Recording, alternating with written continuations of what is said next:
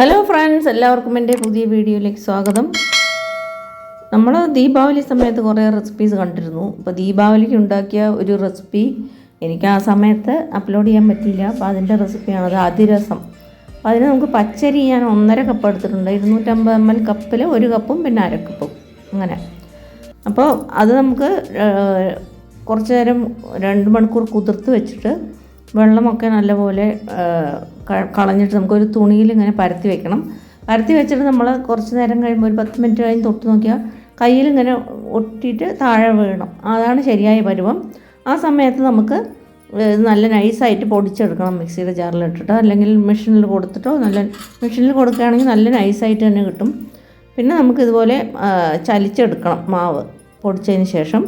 അപ്പോൾ നമ്മളിങ്ങനെ ചലിക്കുമ്പോൾ ഇടയ്ക്കിടയ്ക്ക് ഇങ്ങനെ കൈ കൊണ്ട് മാവ് ഇങ്ങനെ അമർത്തി കൊടുക്കുക. ഇത് ഡ്രൈ ആവാൻ പാടില്ല ഈ പൊടി.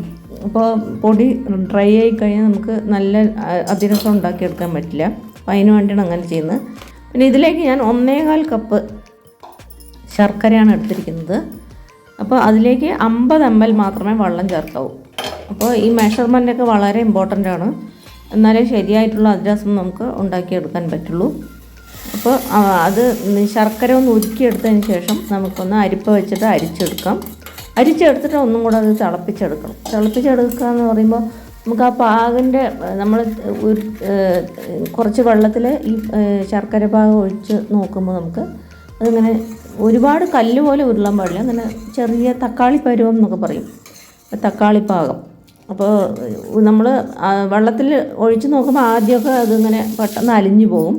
അതല്ല, അടുത്തത് സോഫ്റ്റ് ബോൾ കൺസിസ്റ്റൻസി എന്നോ തക്കാളി പാകം എന്നൊക്കെ പറയും. അപ്പോൾ നമ്മൾ ഒഴിച്ച ഉടനെ ഇങ്ങനെ ഉരുട്ടി നോക്കിക്കഴിഞ്ഞാൽ ചെറുതായിട്ട് ഇങ്ങനെ ഉരുട്ടാൻ തക്ക വിധത്തിൽ നമുക്ക് വരണം അത്. പിന്നെ അത് ഒരുപാട് കല്ല് പോലെ ആവാനും പാടില്ല. അപ്പോൾ നമുക്കിതാ ഇങ്ങനെ നമ്മൾ വെള്ളത്തിൽ ഒഴിച്ച് നോക്കിയിട്ട്, അപ്പോൾ ഇത് ആയിട്ടില്ല, ഞാൻ ആദ്യം ഒന്ന് ഒഴിച്ച് നോക്കിയപ്പോൾ. അപ്പോൾ വീണ്ടും നമുക്കൊരു 10-30 സെക്കൻഡ് അങ്ങനെ തിളപ്പിച്ചെടുക്കാം. അത് കഴിഞ്ഞ് വീണ്ടും ഒന്ന് ചെക്ക് ചെയ്യാം. ചെക്ക് ചെയ്യുമ്പോൾ നമുക്ക് ആ വെള്ളത്തിൽ ഒഴിക്കുമ്പോൾ തന്നെ അതൊന്ന് ഉരുണ്ട് വരും. അതാണ് ശരിയായി പാകം. അപ്പോൾ അങ്ങനെ വരുമ്പോൾ നമുക്കത് സ്റ്റവ് ഓഫ് ചെയ്യണം, അല്ലെങ്കിൽ ഒരുപാട് മുറുകി പോകും. ഇപ്പോൾ ഇത് നമ്മൾ കൈ വെച്ച് ഇങ്ങനെ വിരൽ വെച്ച് ഇങ്ങനെ ഉക്കി നോക്കുമ്പോൾ ഇതുപോലെ ചെറിയ ഉരുളയായിട്ട് കിട്ടും. അതാണ് നമുക്ക് ശരിയായിട്ടുള്ള പാകം. അപ്പോൾ നമുക്ക് സ്വിച്ച് ഓഫ് ചെയ്തിട്ട് അതിലേക്ക് നമുക്ക് കുറച്ച് എള്ള് 1 ടീസ്പൂൺ, പിന്നെ ഏലക്ക പൊടിച്ചത് 1 ടീസ്പൂണ്, പിന്നെ ചുക്കുപൊടി 1/2 ടീസ്പൂൺ ചേർത്ത് കൊടുത്തിട്ട് നമുക്ക് നമ്മൾ ചലിച്ചെടുത്ത് വെച്ചിരിക്കുന്ന ആ മാവിൻ്റെ പൊടി, അരിപ്പൊടി, അതും കൂടെ ചേർത്ത് കൊടുക്കാം. ചേർത്തിട്ട് ഇങ്ങനെ ഒന്ന് ഇളക്കി യോജിപ്പിക്കുക. അപ്പോൾ അത് കറക്റ്റായിട്ട് തന്നെ ഇരിക്കും. ആദ്യം നമുക്ക് കുറച്ച് ലൂസ് പോലെ തോന്നും, പക്ഷേ നമ്മൾ ഇത് ഉടനെ തന്നെ ഉണ്ടാക്കാൻ പോകുന്നില്ല. അപ്പോൾ നിങ്ങൾ പെട്ടെന്ന് തന്നെ ഉണ്ടാക്കണമെങ്കിൽ ഒരു 3-4 മണിക്കൂർ കഴിഞ്ഞ് ഉണ്ടാക്കാം. അല്ലെങ്കിൽ അങ്ങനെ തന്നെ ഇതിങ്ങനെ കലക്കി മാവ് ഇങ്ങനെ വെച്ചിട്ട് അടുത്ത ദിവസമോ അതിനടുത്ത് 2 ദിവസം കഴിഞ്ഞൊക്കെ ഉണ്ടാക്കിക്കഴിഞ്ഞാൽ നല്ല സോഫ്റ്റായിട്ടുള്ള അതിരസം നമുക്ക് ഉണ്ടാക്കിയെടുക്കാൻ പറ്റും. അപ്പോൾ ഞാനിത് 1 ദിവസം ഇങ്ങനെ തന്നെ വയ്ക്കാൻ പോവുകയാണ്. അപ്പോൾ ഇതുപോലെ ആയിട്ട് നമുക്കതിലേക്ക് 1 ടീസ്പൂൺ നെയ്യും കൂടെ ചേർത്ത് നല്ലപോലെ യോജിപ്പിച്ചിട്ട് നമുക്കത് തണുത്തതിന് ശേഷം അടച്ച് അങ്ങനെ തന്നെ വയ്ക്കാം നമുക്ക്. അപ്പോൾ ഇത് ഞാൻ പിന്നെ അടുത്ത ദിവസം ഇതേ സമയത്താണ്, ഏകദേശം 24 മണിക്കൂർ കഴിഞ്ഞിട്ട് നോക്കിയപ്പോൾ മാവ് ഇതുപോലെയായിരുന്നു. നല്ല പാകത്തിന് വെള്ളവും ഒക്കെ ആയിട്ട് അങ്ങനെ തന്നെ കറക്റ്റായിട്ടുള്ള കൺസിസ്റ്റൻസിയിലായിരുന്നു. അപ്പോൾ ഇത് നമുക്ക് എന്താ ചെയ്യേണ്ടതെന്ന് വെച്ചാൽ, വാഴയില ഉണ്ടെങ്കിൽ നമുക്ക് അതിൽ നെയ്യോ എണ്ണയോ തടവിയിട്ട് അതിൽ നമുക്ക് വരട്ടിയെടുക്കാം. അല്ലാന്നുണ്ടെങ്കിൽ ഇതുപോലെ പ്ലാസ്റ്റിക് കവറിൽ നമ്മൾ നെയ്യോ എണ്ണയോ തടവിയിട്ട് നമ്മൾ ഇത് ചെറിയ ഉരുള ഇത് വെച്ച് കൊടുത്തതിന് ശേഷം അതിൻ്റെ മുകളിൽ വേറൊരു പ്ലാസ്റ്റിക് ഷീറ്റ് വെച്ചിട്ട് നമുക്ക് അടിഭാഗം ഫ്ലാറ്റായിട്ടുള്ള ചെറിയ പാത്രങ്ങൾ വെച്ചിട്ട് ഇങ്ങനെ നമുക്ക് പ്രസ് ചെയ്ത് കൊടുത്താൽ ഒരേ ഷേപ്പിൽ തന്നെ നമുക്ക്, ഒരേ അളവിലും ഒരേ ഷേപ്പിലും നമുക്ക് ഇത് ഉണ്ടാക്കിയെടുക്കാൻ പറ്റും. അപ്പോൾ ഇത് നമുക്ക് എന്നിട്ട് ചൂടായ എണ്ണ നല്ലപോലെ ചൂടാവണം. അതിലേക്ക് നമുക്ക് ഇട്ട് കൊടുക്കണം. മീഡിയം ഫ്ലെയിമിൽ വെച്ചിട്ട് വേണം ഇത് വറുത്തെടുക്കാനായിട്ട്. അപ്പോൾ അത് ഇട്ട് കഴിയുമ്പോൾ തന്നെ അതായിട്ട് തന്നെ പൊങ്ങി വരും. നല്ല പൂരി പോലെയൊക്കെ നല്ലപോലെ പൊള്ളി വരും നമുക്ക് ഇടുമ്പോൾ തന്നെ കുറച്ച് കഴിയുമ്പോൾ. അപ്പോൾ അത് കഴിഞ്ഞിട്ട് നമുക്കിതൊന്ന് മറിച്ചിട്ട് കൊടുക്കാം.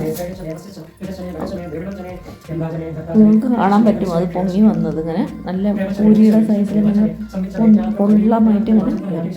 അപ്പോൾ അത് മീഡിയം ഫ്ലെയിമിൽ വെച്ചിട്ടാണ് നമുക്കത് വറുത്തെടുക്കണം. രണ്ട് സൈഡും നല്ല ഗോൾഡൻ കളറായി വരുന്ന വരെ നമുക്ക് വറുത്തെടുത്ത് കഴിഞ്ഞാൽ നമ്മുടെ നല്ല അടിപൊളിയായിട്ടുള്ള അതിരസം റെഡിയാവും. അപ്പോൾ ഇത് ഞാൻ ആദ്യമേ ഒന്നിട്ട് എന്താണെന്ന് വെച്ചാൽ ശരിയായി വരുന്നു എന്നറിയാൻ വേണ്ടിയിട്ടാണ് ഒന്നിട്ടത്. നിങ്ങൾക്ക് എണ്ണയുടെ പാകത്തിനനുസരിച്ച് 2 or 3 കുറച്ച് ഫ്ലാറ്റ് ആയിട്ടുള്ള പാത്രം എടുക്കുകയാണെങ്കിൽ നിങ്ങൾക്ക് ഇത് വറുത്തെടുക്കാൻ സൗകര്യമായിരിക്കും. കാരണം നമ്മളിത് ഇടുമ്പോൾ അടിയിലേക്ക് ഇങ്ങനെ ആദ്യം പൊങ്ങി വരും, പിന്നെ വേറൊന്ന് ഇടുമ്പോൾ ചിലപ്പോൾ അത് പൊങ്ങി വരുമ്പോൾ ഇതിൻ്റെ മുകളിലൊക്കെ മുട്ടും. അപ്പോൾ നമ്മളിങ്ങനെ സൈഡിലേക്ക് ഇത് മാറ്റി കൊടുക്കണം. അപ്പോൾ ഇതിന് ശേഷം നമുക്കിത് നല്ല ഒരു ഇത് വെച്ചിട്ട് നല്ലപോലെ എണ്ണയൊക്കെ ഒന്ന് പ്രസ് ചെയ്ത് കളയണം. ഇതുപോലെ ഒരു ചെറിയ മരക്കഷ്ണം വെച്ചിട്ടാണ് ഞാൻ ചെയ്തത്. ഇതിപ്പോൾ ദോശയൊക്കെ ഉണ്ടാക്കാൻ തുടയ്ക്കാനായിട്ട് ഉപയോഗിക്കുന്ന ഒരു ഇതാണിത്. അല്ലെങ്കിൽ നിങ്ങൾക്ക് ഒരു ചട്ടകം വെച്ചിട്ടും നല്ലപോലെ അമർത്തിയിട്ട് ബാക്കിയുള്ള എക്സസ് ആയിട്ടുള്ള എണ്ണ കളഞ്ഞ് എടുക്കാവുന്നതാണ്. അപ്പോൾ ഇതുപോലെ ബാക്കിയുള്ളതും ഇതുപോലെയൊക്കെ ഉണ്ടാക്കിയെടുക്കുക. അപ്പോൾ നിങ്ങൾ ആദ്യമായിട്ടാണ് എൻ്റെ ചാനൽ കാണുന്നതെങ്കിൽ ഒന്ന് സബ്സ്ക്രൈബ് ചെയ്യാൻ മറക്കരുത് കൂട്ടുകാരെ. കൂടെ തന്നെ ആ ബെൽ ബട്ടണും പ്രസ് ചെയ്ത് കൊടുത്തിട്ട് അതിൽ ഓളിനുള്ള ഓപ്ഷനും കൂടി ക്ലിക്ക് ചെയ്ത് കൊടുത്താൽ ഞാനിടുന്ന വീഡിയോൻ്റെ നോട്ടിഫിക്കേഷൻ നിങ്ങൾക്ക് കിട്ടുന്നതായിരിക്കും. അപ്പോൾ ഈ വീഡിയോ നിങ്ങൾക്ക് എല്ലാവർക്കും ഇഷ്ടപ്പെട്ട് കാണുമെന്ന് വിചാരിക്കുന്നു. അപ്പോൾ സാധാരണയായിട്ട് ദീപാവലിക്കൊക്കെ മസ്റ്റായിട്ടുള്ളൊരു റെസിപ്പിയാണിത്. അപ്പോൾ നിങ്ങളെല്ലാവരും തീർച്ചയായിട്ടും ഏതെങ്കിലും ഇനി വിശേഷങ്ങളൊക്കെ വരുമ്പോൾ ഉണ്ടാക്കി നോക്കിയിട്ട് അഭിപ്രായം അറിയിക്കുക. അപ്പോൾ വീണ്ടും ഒരു പുതിയ റെസിപ്പിയുമായി നമുക്ക് പെട്ടെന്ന് തന്നെ കാണാം. അപ്പോൾ ഇതുപോലെ എല്ലാം ഉണ്ടാക്കിയെടുത്തതിന് ശേഷം നമുക്ക് ഇത് മാറ്റി വെച്ച് കഴിഞ്ഞാൽ നമ്മുടെ നല്ല അതിരസം റെഡിയാവും. അപ്പോൾ എല്ലാവർക്കും ഈ വീഡിയോ ഇഷ്ടപ്പെട്ടു കാണുമെന്ന് വിചാരിക്കുന്നു. വീഡിയോ ഇഷ്ടപ്പെട്ടാൽ ലൈക്ക് ചെയ്യാനും ഷെയർ ചെയ്യാനും മറക്കരുത്. വീണ്ടും ഒരു പുതിയ റെസിപ്പിയുമായി കാണുന്നത് വരെ നന്ദി, നമസ്കാരം. Thanks for watching.